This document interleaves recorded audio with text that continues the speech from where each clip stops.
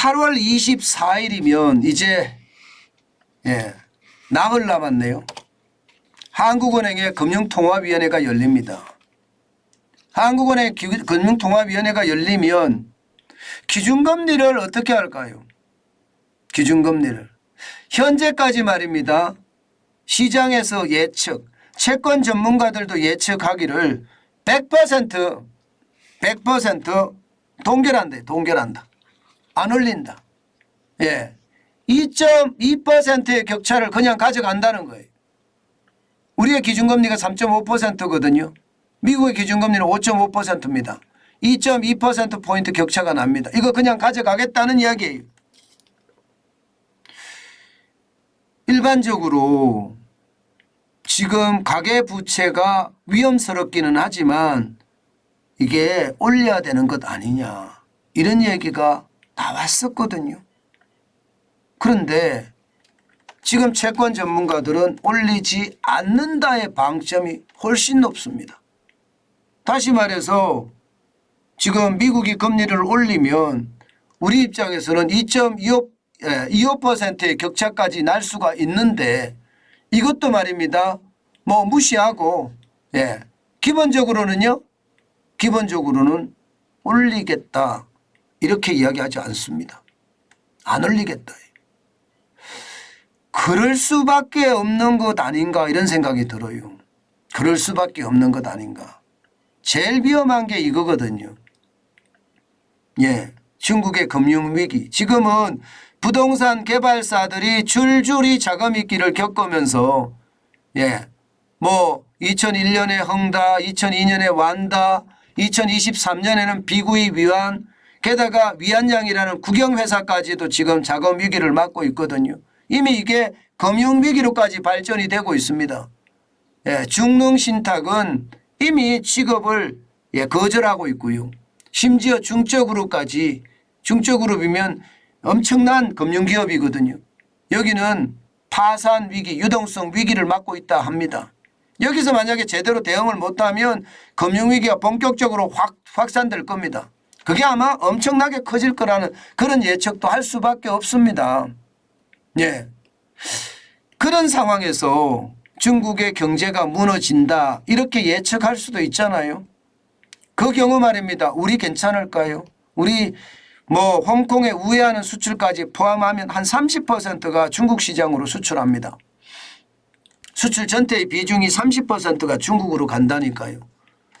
과연 이 경우 우리가 금리를 올려서 우리 경제가 온전할까 이런 생각을 할 수밖에 없습니다. 일반적으로 말입니다. 중국과 우리 경제는 굉장히 맞닿아 있거든요. 30%면 굉장히 맞닿아 있습니다. 우리의 부품과 반제품 가져가고요. 우리의 정밀기계나 혹은 일반 기계 가져갑니다. 그러면서 공장을 돌리는데 이게 중국이 위험해지면 우리의 반제품이나 부품도 안 가져갈 거고 기계도 안 사갈 겁니다. 그런 것을 감안을 해보면 말입니다. 이게 중국 경제 위기가 우리 경제 위기로 번질 수 있다고 생각할 수 있잖아요. 그러면 여러분도 알다시피 금리가 지금 높아요. 굉장히 높은 상태예요.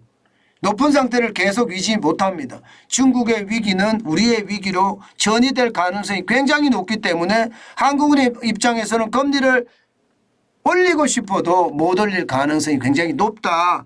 저는 그렇게 평가하는 거죠. 아마 한국은행도 고민이 많을 거예요. 그렇지만 이게 중국의 위기가 우리의 위기를 될 가능성 굉장히 높으니 지금 금리를 함부로 손댔다가 안 그래도 위기가 지금 불황의 골이 깊은데 더 깊어질까 두려워한다 이렇게 생각할 수도 있거든요.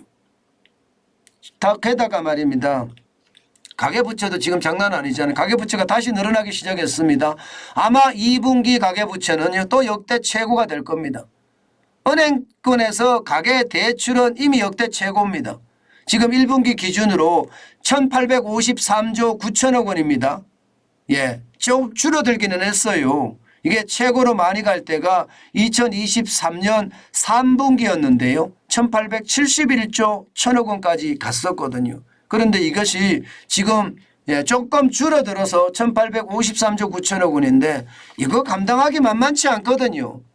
여러분도 알다시피 이거 감당하기가 진짜 어렵습니다. 부채 폭발, 이자 폭탄 이런 얘기가 아주 쉽게 나오잖아요. 그러니까 지금 한국은행은 올리고 싶어도 이것도 올리기가 곤란한 그런 상황이라고 저는 보여집니다. 그래서 동결이라는 말이 쉽게 나오는 거고요. 게다가 소비자 물가도 말입니다. 한국은행이 예측한 수순대로 간다는 거예요. 작년 7월에 6.3%였던 소비자 물가 지수가 7월에 2.3%까지 떨어졌거든요. 2% 목표대가 서서히 다가오고 있는 겁니다. 물론 또 좀 올라갈 거라고 예상이 들어요. 8월에는요. 9월에도 올라갈 거다. 이게 3%까지 올라갈 거라 예상이 들지만 지금 당장은 금리를 올리기에는 부담이 있다. 이렇게 예상을 하는 겁니다. 일단은 뭐 물가는 잡아갔으니 이게 중국의 어떤 침체와 여기에 가계 부채 부담 이런 것들이 결국은 한국은행이 금리를 올리지 않는 곳에 방점을 두고 있는 것은 아닐까 그렇게 생각한다는 뜻입니다. 아마 3.75까지 올릴 날이 있을까 저는 좀 물음표가 생겨요. 3.5%는 지금 현재 3.5%니까 이런 상황이 있지만 그러나 우리가 좀 시장을 잘 볼 필요도 있습니다. 왜냐하면 8월 24일에는 동결할지 모르지만 과연 10월 19일은 동결을 할까요? 그것은 아닐 가능성도 있습니다. 왜냐하면요. 9월 달에 9월 20일에 미국이 연방공개시장위원회가 열리거든요. 이때 말입니다. 올린다면 아마 우리하고 금리차가 2.5%가 날 겁니다. 금리차가 2.5%포인트가 나면 괜찮을까요? 지금 주식시장에서도 그렇고요. 채권시장에서도 그렇고요. 외국인들이 조금씩 빠지는 추세입니다. 뭐 왕창 빠지지는 않지만 조금 좀 빠지는 추세예요. 한미일 정상이 만나서 경제 공동체를 구성을 한다고 하지만 시장은요. 쉽게 말하면 투자해서 수익을 내야 되는 구조잖아요. 그렇기 때문에 불안하다. 중국발 악재가 시장에 굉장히 많이 미친다. 뭐 이렇게 이야기하고 있는 겁니다. 일단은 한국은행의 선택은 8월 24일 날은 동결시킬 확률이 높다. 이렇게 보지만 앞으로 말입니다. 금리가 계속 동결일까? 중요한 것은요. 진짜 중요한 것은 높은 금리가 오래 가는 것은 사실일 거예요. 높은 금리가 오래 가는 거. 기준금리가 3.5%면 대출금리는 6%가 가까이 되거든요. 이것은 오래 갈 수밖에 없습니다. 그만큼 말입니다. 상황이 나빠진다? 저는 그렇게 생각합니다. 기준금리가 오랫동안 고공행진을 한다면 이자에 대한 부담 크거든요. 제가 이 부분에 대해서는 여러분에게 몇 번에 걸쳐서 말씀을 드렸습니다. 조심하자고 말입니다. 지금 조심하지 않으면 오히려 더 위협이 될 수도 있다. 너무 많은 돈을 빌려서 레버리지라고 하죠. 레버리지를 너무 많이 일으켜서 투자하는 건 저는 건물이다. 그 말씀 여러분에게 다시 한번 드립니다.